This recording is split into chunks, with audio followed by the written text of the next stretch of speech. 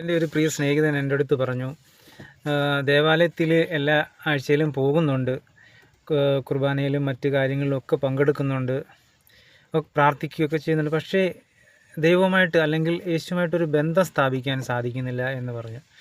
കാരണം അനുദിന ജീവിതത്തിൽ ദിവസവും രാവിലെ ഓരോ ജോലിക്കൊക്കെ പോവുകയും മറ്റു ആളുകളുമായിട്ട് ഇടപെടുകയും ഒക്കെ ചെയ്യുമ്പോൾ പലപ്പോഴും മനസ്സ് അസ്വസ്ഥമാണ്.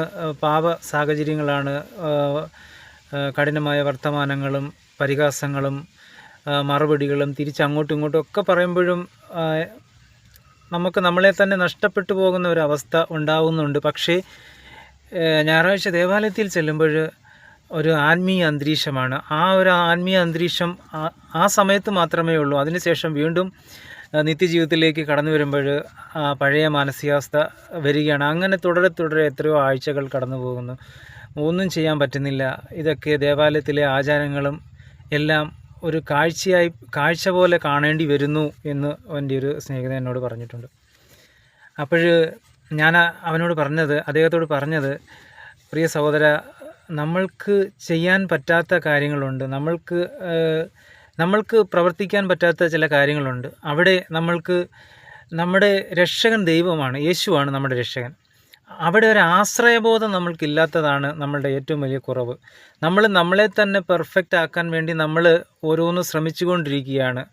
നല്ലതായി നടക്കാനും നല്ലതായി സംസാരിക്കാനും നല്ലതായി പെരുമാറാനും മറ്റുള്ളവരോട് നന്നായി സംസാരിക്കാനും ഒക്കെ നമ്മളെ തന്നെ പെർഫെക്റ്റ് ആക്കാൻ ശ്രമിച്ചുകൊണ്ടിരിക്കും തോറും നമ്മൾ പരാജയപ്പെട്ടുകൊണ്ടിരിക്കുകയാണ്. അവിടെ ഒരു ആശ്രയ മനോഭാവം നമ്മൾക്കുണ്ടെങ്കിൽ, കാരണം ഈശോയുടെ അടുത്ത് ചെന്നിട്ട് പറയുക, നീ ദേവാലയത്തിൽ ചെന്നിട്ട് പറയുക, അല്ലയോ ഈശോയെ, എന്നെക്കൊണ്ടൊന്നും സാധിക്കുന്നില്ല, എന്നെക്കൊണ്ട് നന്നായി സംസാരിക്കാൻ സാധിക്കുന്നില്ല, മറ്റുള്ളവരോട് നന്നായിട്ട് പെരുമാറാൻ സാധിക്കുന്നില്ല, പലപ്പോഴും എൻ്റെ കാര്യങ്ങൾ, എൻ്റെ പ്രശ്നങ്ങൾ, എൻ്റെ സങ്കടങ്ങളൊക്കെ ഇതാണ്, എനിക്ക് ഈ സങ്കടങ്ങളിലും കാര്യങ്ങളിലൊക്കെ ഒരുപാട്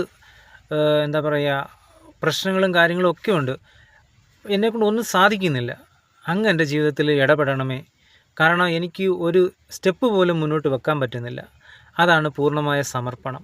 ആ ഒരു സമർപ്പണം ഈശോയ്ക്ക് മുന്നിൽ സമർപ്പിച്ചു കഴിഞ്ഞാൽ തീർച്ചയായിട്ടും ഈശോ ഇടപെട്ടിരിക്കും. കാരണം പിന്നീടുള്ള ഓരോ ചുവടിലും എന്നെ പരിപാലിക്കുന്നവൻ, എൻ്റെ ജീവിതത്തിൽ സംഭവിക്കുന്ന ഓരോ കാര്യങ്ങളും ഈശോ അറിഞ്ഞുകൊണ്ട് അനുവദിച്ചുകൊണ്ടാണെന്നുള്ള ബോധ്യം ആ നിമിഷം മുതൽ ഉണ്ടാവും. ആ നിമിഷം മുതൽ ജീവിതം മാറാൻ തുടങ്ങും. അതാണ് എനിക്ക് ആ സഹോദരനോട് പറഞ്ഞു കൊടുക്കാനുള്ളത്. നമ്മളെക്കൊണ്ട് പറ്റാത്ത പല മേഖലകളുമുണ്ട്, നമ്മളെക്കൊണ്ട് ജീവിതത്തിൽ സാധിക്കാത്ത പല മേഖലകളുമുണ്ട്. ആ മേഖലകളിലെല്ലാം നിത്യജീവിതത്തിൽ ഉൾപ്പെടെ ഓരോ നിമിഷത്തിലും ഈ ദേവാലയത്തിൽ ചെന്നിട്ട്